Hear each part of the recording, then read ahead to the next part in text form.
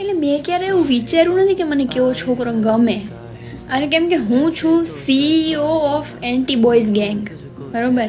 મને આમ કપલ્સ તો ઠીક, પણ આમ છોકરાઓએ આમ જોઉં ને તો મને એટલી ગુસ્સો ચડે ને. મને એમ થાય કે આ છોકરી જોડે છે, તો મને એવું કપલ જોઉં ને તો એવો વિચાર ના આવે કે સો સ્વીટ કેવું, ના.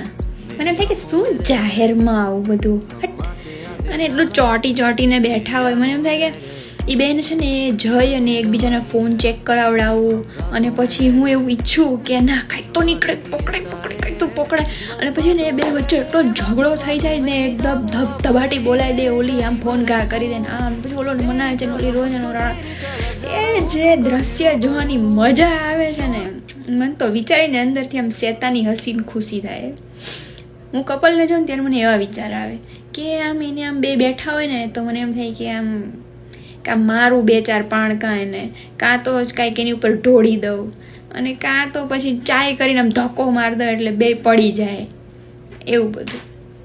જોકે એવું મેં છે ને એકવાર એવું કર્યું હતું, નહીં કહું તે એવું બધું મેં કર્યું છે. મને લાગે એ લોકોની જ હાયું લાગી છે ને,